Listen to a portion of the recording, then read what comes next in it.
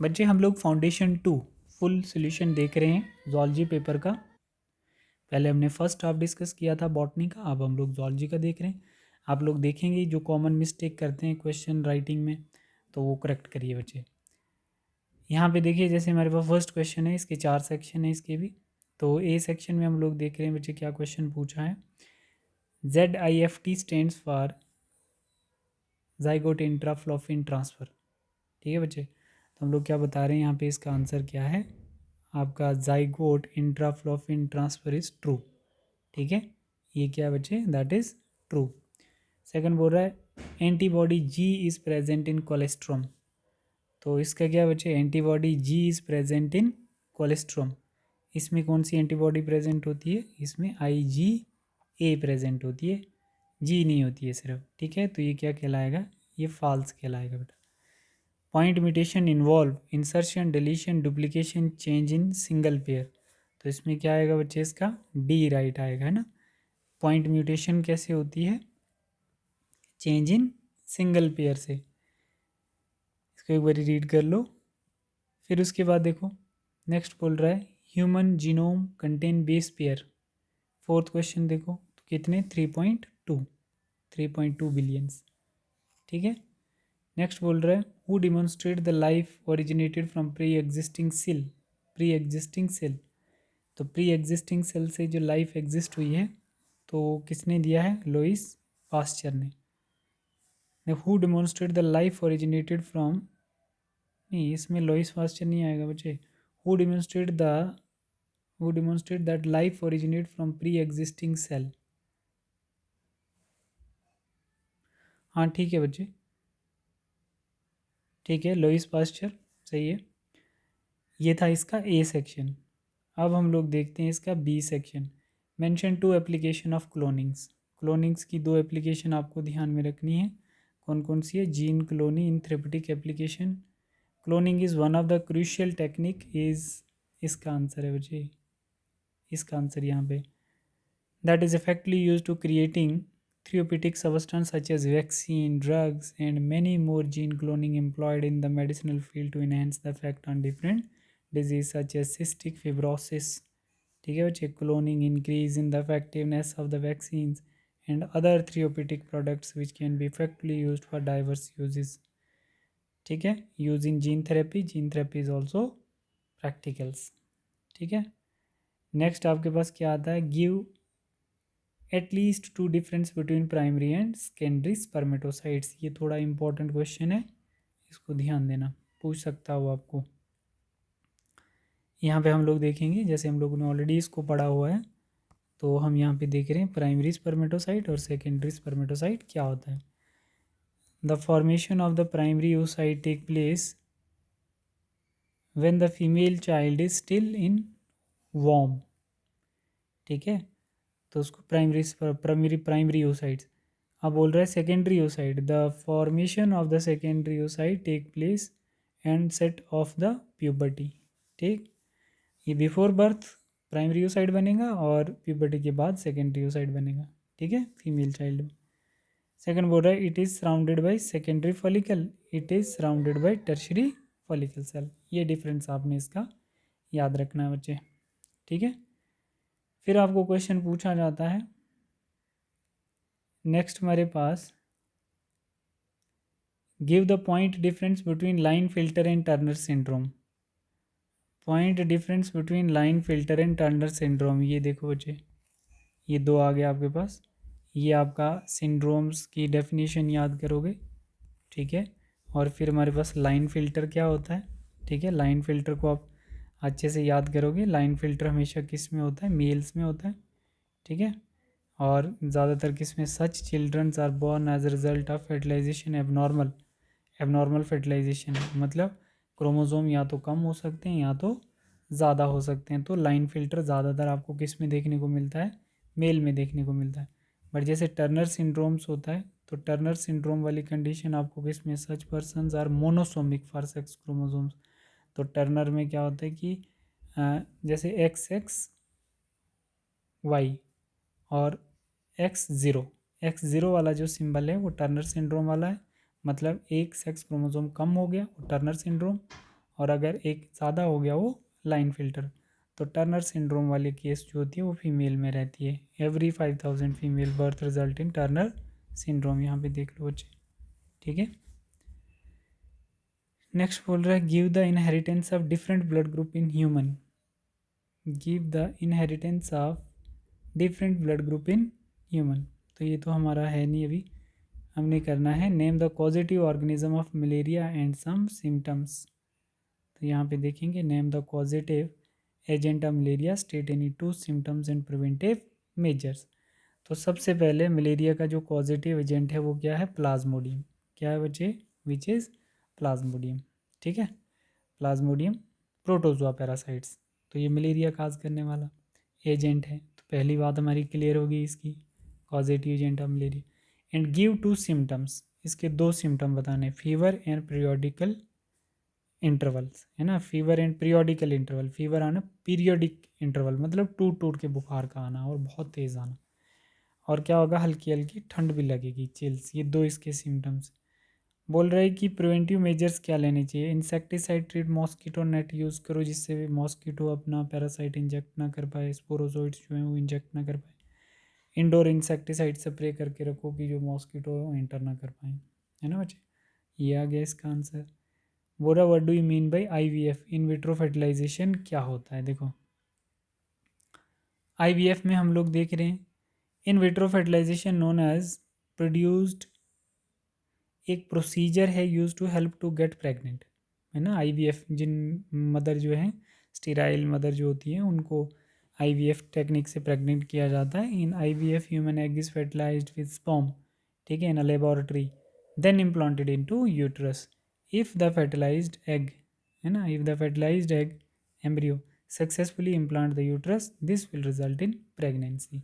तो उसको हम क्या बोलते हैं बच्चे, IVF बोलेंगे।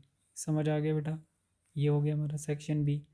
अब हम लोग इसी में ना, बच्चे ने देखो क्वेश्चन लिखे हैं कुछ यहाँ पर, मगर ये बच्चे जो हैं ये बहुत ख़राब राइटिंग करते हैं। जो भी बच्चा है कोई, तो इन्होंने जो लिखा है इसने सीधा ही 5 मार्क्स का पहले स्टार्ट किया। तो इसका भी देख लेना आप लोग, मैं आपको PDF सेंड कर दूँगा। ठीक है, आंसर राइटिंग उतनी भी अच्छी नहीं है, जैसे मैं बता रहा हूँ वैसे आपको करना है। ठीक है, अब हम लोग आते हैं सेक्शन सी पे। सेक्शन सी पे आते हैं बच्चे। व्हाट चेंज आकर इन यूट्रस ऑफ ह्यूमन फीमेल। पहले सोचा करो थोड़ा सा बेटा कि क्वेश्चन पूछ क्या रहा है ना। ये क्वेश्चन पूछ रहा है कि क्या चेंजेस आती हैं जब फीमेल स्पर्म रिसीव नहीं करती है। यूट्रस में क्या क्या चेंजेस आएंगी फीमेल के एग में जब वो स्पर्म रिसीव नहीं करेगी। तो अब कुछ बनता होगा कॉन्सेप्ट दिमाग में, तो ठीक है, नहीं तो यहाँ से आप आंसर लिखेंगे इसके। When the egg not fertilise, sperm receive नहीं होगा तो एग फर्टिलाइज ही नहीं होगा बच्चे। Not fertilised, it is shredded off, shed करना है ना मेंस्ट्रुअल साइकिल में, shredded off from the body and menstrual cycle take place. Ovary release one egg every month, at the same time the uterus also prepare itself to receive fertilised egg. Endometrium lining क्या हो जाएगी, become thick and spongy for carrying embryo. It would also nourish the embryo if had fertilisation take place, अगर fertilisation हुई है। But ये इससे आगे ध्यान रखना आपने, ये इससे आगे की बात कर रहा है, इधर से आगे, इधर से आगे देखो। बोल रहा है if the egg is not fertilised this lining break, ठीक है, अगर एग फर्टिलाइज नहीं होगा एंडोमेट्रियम की लाइनिंग ब्रेक होगी। This result in the discharge of blood and mucus through vagina. This menstrual cycle last for around 5 to 7 days until, ऐसे एक cycle menstrual complete होने में 28 डेज होते हैं, बट ये सिर्फ ब्लीडिंग फेज की बात कर रहा है, 5 to 7 days until all the debris of endometrium along with blood and discharge. ऐसा होगा अगर स्पर्म एग के कांटेक्ट में नहीं आएगा। तो यहाँ पे दो कंडीशन बताइए, अगर स्पर्म कांटेक्ट में आता है एग के तो क्या होगा फीमेल के यूट्रस में, और अगर नहीं आता है तो क्या होगा, एंडोमेट्रियम लाइनिंग ब्रेक डाउन होकर एग रिलीज हो जाएगा बाहर। ये करना आपने, ठीक है बच्चे। नेक्स्ट बोल रहा है राइट शॉर्ट नोट ऑन, बोल रहा है right short note on prevention of STD, sexual transmitted disease से कैसे अपने आप को प्रिवेंट करना है। देखो यहाँ पे बोल रहा है अवॉइड सेक्स और सेक्सुअल एक्टिविटीज़, ठीक है।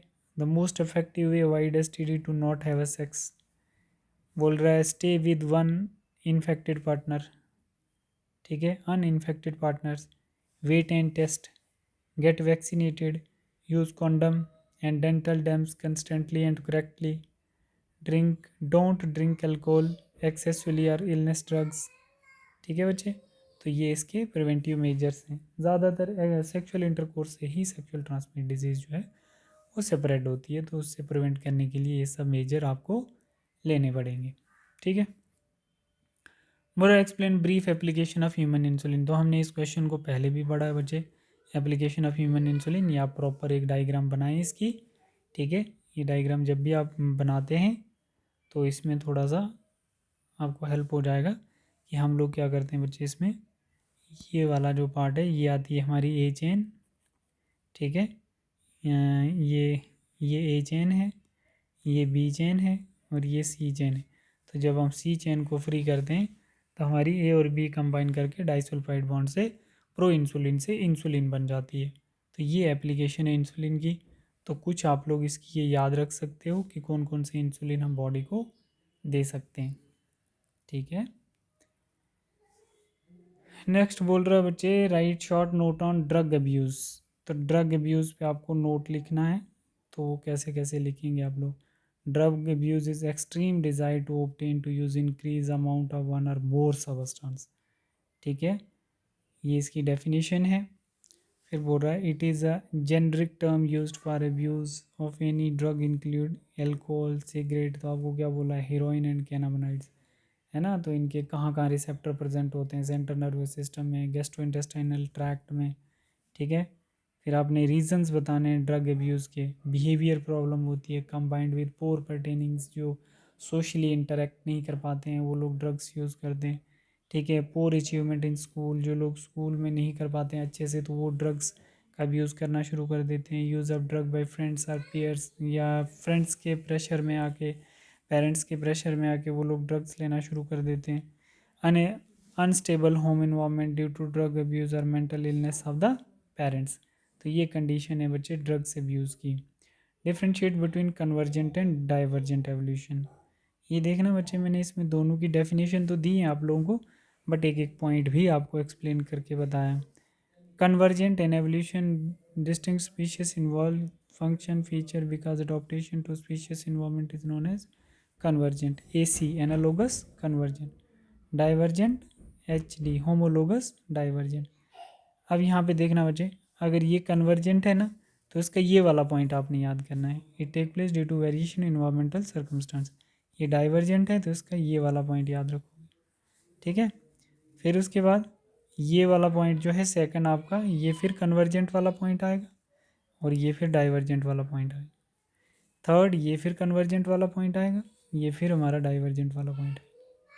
समझ आए बच्चे। ठीक है, तो ऐसे करके आप लोग इसका करोगे। अब हम लोग इसमें आते हैं इसके सेक्शन D में, describe the modern synthetic theory of evolution. देखो बच्चे, मॉडर्न सिंथेटिक ऑफ एवोल्यूशन का सबसे पहले आपको ये देना है, इसको हम लोग नियो डार्विनिज्म भी बोल सकते हैं। ठीक है, नियो डार्विनिज्म भी बोल सकते हैं। जो डार्विन के साथ और भी स्पोर्टर साइंटिस्ट थे तो उनको कंबाइन करके हम लोग नियो डार्विनिज्म भी कह सकते हैं। सबसे पहले आपने इसकी डेफिनेशन देनी है। ठीक है, the present concept of evolution is modified from the Darwin theory natural selection is called neo Darwinism according to it genetic variation mutation. तो बच्चा क्या आंसर लिख रहा है इसका देख लो। बच्चे का आंसर अब यहाँ पे मॉडर्न सिंथेटिक थ्योरी का वो पहले ही फैक्टर बता रहा है, म्यूटेशन माइग्रेशन आइसोलेशन।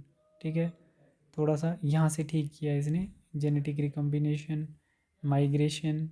ठीक है, जेनेटिक ड्रिफ्ट, बट इसमें भी इसको नंबर नहीं कटेंगे उतने, आइसोलेशंस बस उसके बाद रोक दिया। बट यहाँ पे देखो अप्रोप्रिएट जो आंसर राइटिंग है इसकी, modern concept of evolution include the following factor genetic variation, फिर उसके बाद आपको देना है mutation, chromosomal abbreviation, recombination of genes, cloning, crossing over, random fertilisation, gene migration जिसको जीन फ्लो बोलेंगे, जेनेटिक ड्रिफ्ट।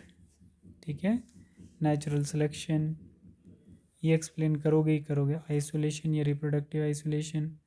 ठीक है बेटा, तो बस इतना इतना ही करोगे तो सफिशेंट है आपके लिए। ये 5 नंबर आप लोगों को मिल जाएंगे, बट ड्राफ्टिंग बिल्कुल एज इट इज़ रहनी चाहिए आपकी। ठीक है। तो यहाँ पे बच्चे ने कितनी लेंथ कम कर दी है, तो इसकी लेंथ थोड़ी बेटा इंक्रीज़ करनी है आपने। ठीक है। नेक्स्ट हमारे पास आता है इसका आर पार्ट जो है। आर पार्ट क्या है? With the help of neat and label diagram describe brief in human male reproductive system. ठीक है, ह्यूमन मेक नहीं है, मेल रिप्रोडक्टिव सिस्टम। तो इसमें हम लोग देखेंगे कि मेल रिप्रोडक्टिव सिस्टम का स्ट्रक्चर कैसा होता है। यहाँ पे आप लोग देख लीजिए बच्चे, मेल रिप्रोडक्टिव सिस्टम का स्ट्रक्चर है ये। मेल रिप्रोडक्टिव सिस्टम का स्ट्रक्चर बस एज इट इज़ आपको बनाना आना चाहिए ऐसा। ठीक है। और फिर उसके बाद आपको इसके पॉइंट्स आगे आने चाहिए। इसने तो सीधा स्ट्रक्चर ही पूछा आप लोगों को, well labour male reproductive system का स्ट्रक्चर, सिर्फ स्ट्रक्चर पूछा क्वेश्चन में।